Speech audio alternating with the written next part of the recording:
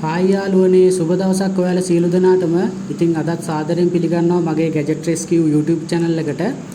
යාළුවනේ ඉතින් වීඩියෝ එකක් දාන්න පරක්කු වෙනවා. මේ දවස්වල වැඩ ටිකක් වැඩි. ඒකයි වීඩියෝ පරක්කු වෙන්නේ. ඉතින් ඒකට ඉස්සරව මම ඔයාලගෙන් සමාව ඉල්ලනවා. ඉතින් යාළුවනේ මගේ channel එක බලන යාළුවෙක් ඉල්ලීමක් කරලා තිබ්බා M key B key B and M key මේක NVMe M.2 අන්න ඒවට යන key වර්ග කිහිපයක් මේක ගැන විස්තරයක් කරන්න කියලා. මොකද මම කලින් SSD වීඩියෝ එකක් දාලා තිබ්බා NVMe SSD ඒවා ටික හොයාගන්න විදිය ගැන. ඉතින් ඒක තවදුරටත් ඒකේ ගැඹුරට ගිහිල්ලා හොයාගන්න විදිහක් තමයි මම ඔයාලට අද මේ කියලා දෙන්නේ. එහෙනම් රැඳිලා ඉන්න දිගටම මගේ වීඩියෝත් එක්ක.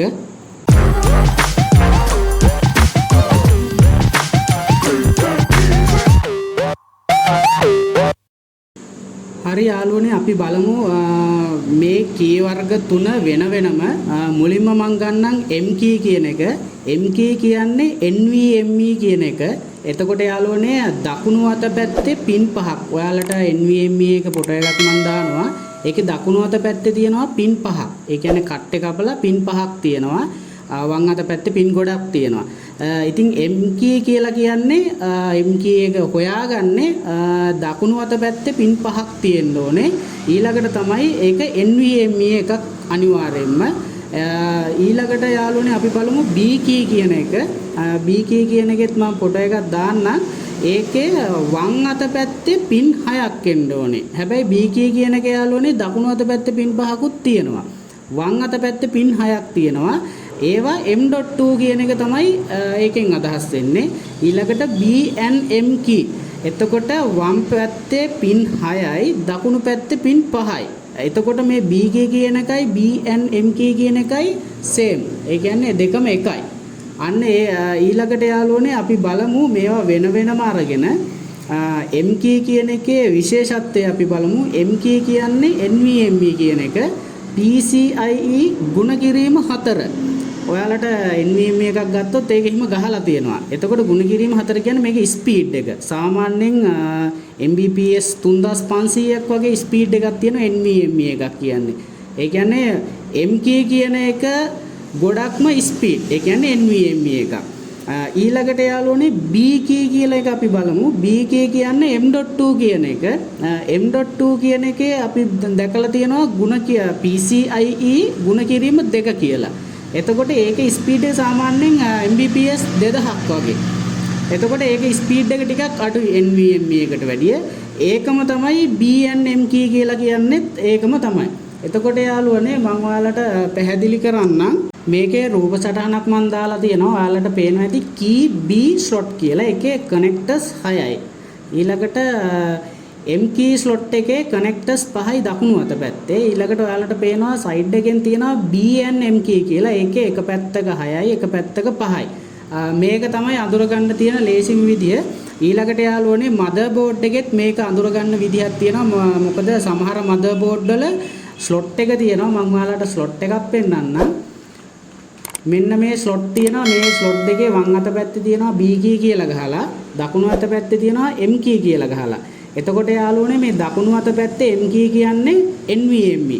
සමහර ජෙනරේෂන් අඩු motherboard එකක් වුණත් ඒකේ motherboard එකේ මේ slot එක ගාව ගහලා තියෙන්න පුළුවන් M key කියලා. ඒ කියන්නේ අනිවාර්යයෙන්ම මේකට NVMe ඒ කියන්නේ PCIe ගුණ කිරීම 4 කියන ස්පීඩ්ම NVMe එකක් ගහන්න පුළුවන් කියන එක තමයි ඒකෙන් සඳහන් වෙන්නේ.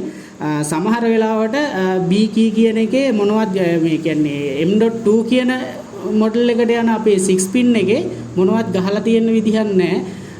M key කියලා විශේෂයෙන් සඳහන් කරලා තිබ්බොත් විතරක් ඒ motherboard එකට NVMe එකක් ගහන්න පුළුවන්.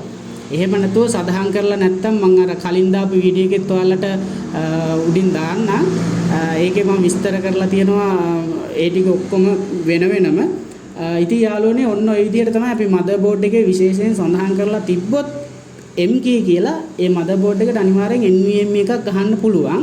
නැත්තම් ජෙනරේෂන් එක අඩු එක්කට සාමාන්‍යයෙන් අපි ගහන්නේ M.2 SSD එක තමයි. ඊළඟට යාළුවනේ මම මේ වගේ ස්පීඩ් උත් වෙනම ඔයාලට ෆොටෝ වලින් පෙන්නන්න. ඔයාලට ඒ ටිකත් බලා ගන්න පුළුවන්. එතකොට ඊළඟට යාළුවනේ මම ඔයාලට පෙන්නන්නම් පොඩි NVMe එකක්. මේක ඇවිල්ලා B and M key.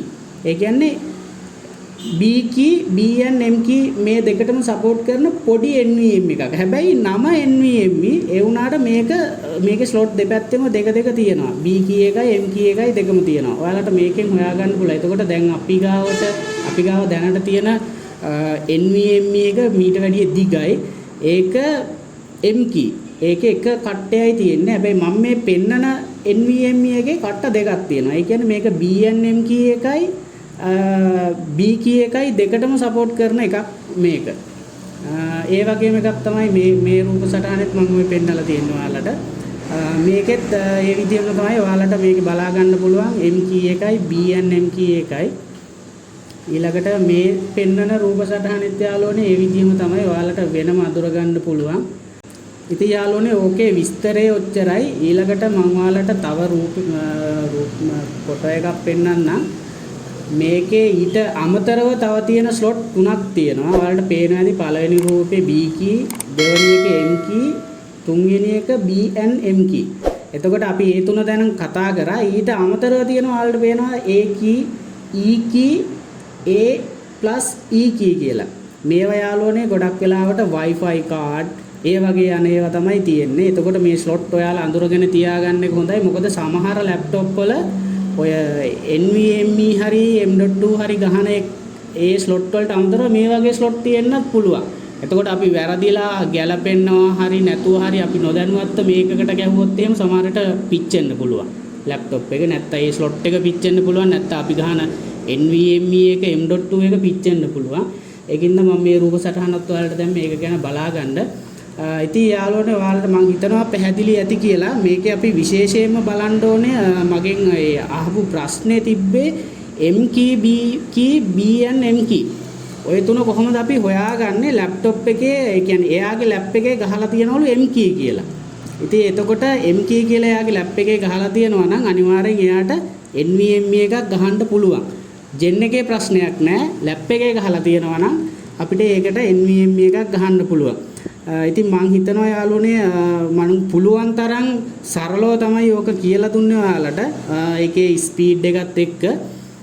ඉතින් ලොකු කියන්නේ ඕක ගැන ලොකු විස්තරයක් කරන්න පුළුවන්.